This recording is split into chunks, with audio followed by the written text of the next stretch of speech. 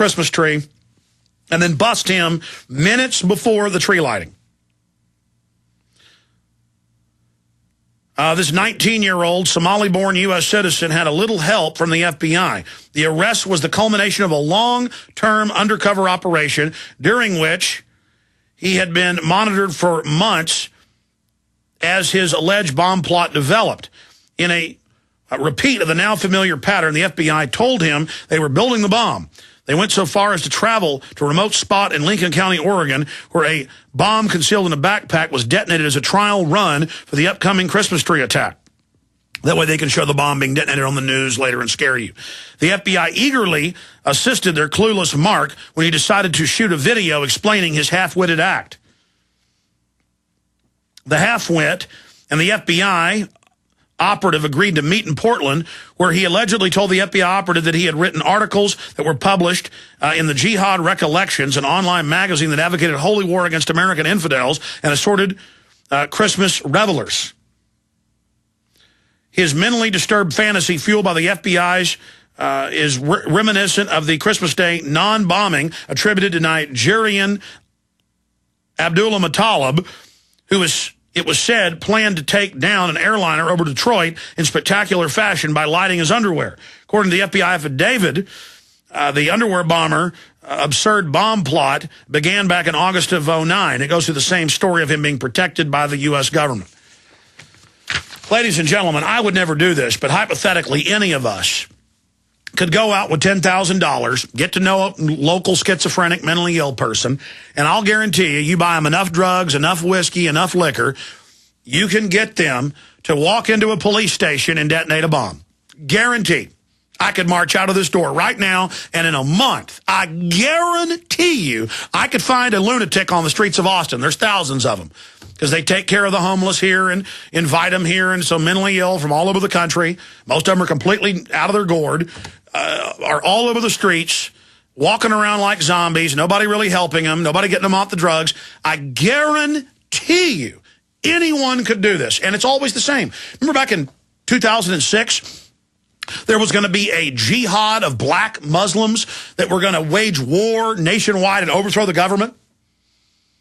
And it turned out they weren't even Muslims. They were Christian Rastafarian street kids, the oldest being 18, who were completely stoned out of their mind on marijuana and other drugs. The government, over 2 years, got them a warehouse, said, I'll give you more money and drugs if you wear a uniform. Say you're Muslims, but we're Christians. Say you are. I'll give you another 40 grand if you go videotape the Miami FBI office. All totaled, it was over $100,000 they gave this group of street youth. They weren't even Muslims. They told them, we'll give you more money. Say you're Muslims. What, a month and a half ago, it was all over mainstream news that the FBI set up Muslims in D.C., went out and found them, went out and created the group, tried to get them to blow up subways. So they can sit up there on the news and say, we've got terrorists everywhere, we've got to have naked body scanners.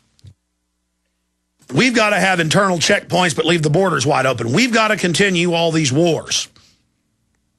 I can't tell you how many times in the last 17 years of being a political activist, 15 years on air, that we'd be at a pro-Second Amendment rally. We'd be at a land rights rally. We'd be trying to help some veteran having their house taken. We'd all be out there polite at a demonstration, and plainclothes cops would walk over and go, hey, Alex, you want to blow something up? You want to shoot somebody? And if I would have just shot my mouth off and said, yeah, we ought to do something sometime, which I didn't, I said, no, I'm nonviolent, I would have been clapped in irons right there. Or if I'd have played along, they would have done. I mean, ladies and gentlemen, you could go to 20 bars in the next week and find drunks who, if you go to the bar and talk about killing people, are going to agree with you. You could do it every night. You could go anywhere you wanted. I mean, how many people do you know? You know, we ought to just start stringing them all up. We ought to just line them up and firing squad this government. Boom, you're going to prison. And it's not because you're a real threat. It's because they want to create this illusion that there's this giant threat going on to sell this tyranny. And let me tell you, when they train your local police, when they train your local citizen squads, your tattletale spy squads, when they train the InfraGard, when they train all these groups, and this is on record in their training manuals that are public, They'll invite, in cases I've seen in a farming community, I've seen this in Nebraska, Texas, you name it, and the training manuals. I've seen the videos shot at these events. They invite them in, and it's a 2-day event at a hotel. Sometimes the people even pay themselves to be there. Sometimes the government pays, or a local group sponsors it. You got the local farmers there, or in the cities, you know, it's the local community leaders. And they show them a 2-minute video of Al-Qaeda training. For the next 2 days, it's all, watch your neighbor. Are they spanking their child? Do you smell marijuana? Does your neighbor have guns that are illegal? So, see, they get you to the meeting. Okay, we're here to fight Al-Qaeda. Now, let's move on to disgruntled veterans and all the training of the Boy Scouts, Explorer Group, New York Times, training to take on disgruntled veterans, training to kill them. You're like, well, those kids are 14. Well, that story was 2 years ago. Now they're 16. They're going to be 18 soon. The Hitler, youth were 12, 13 out there holding off Russian tanks. You better take this serious. They want them because they're young and dumb.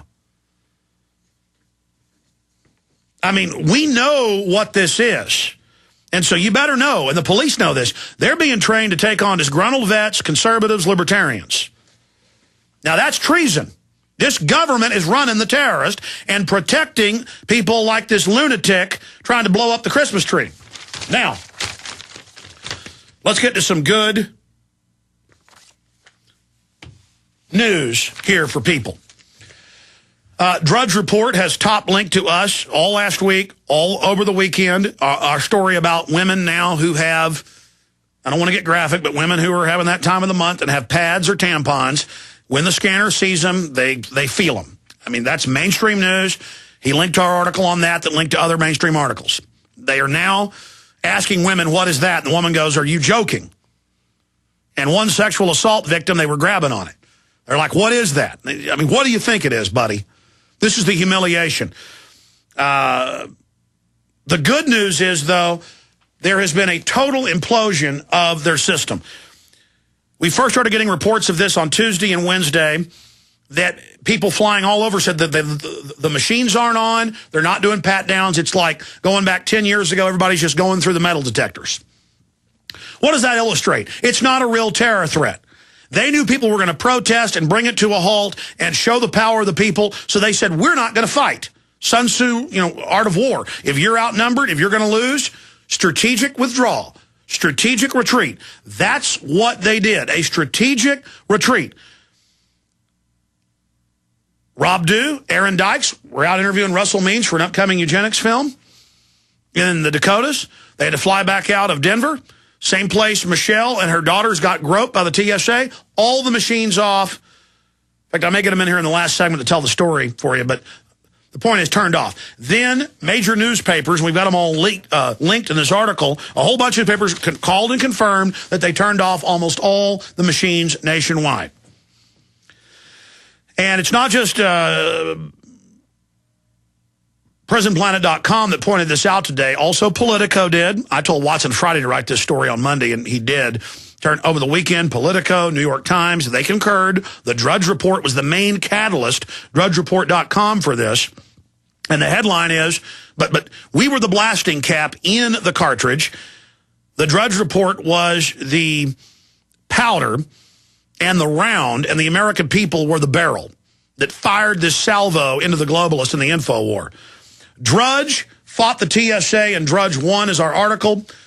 But let's first look at this New York Times article.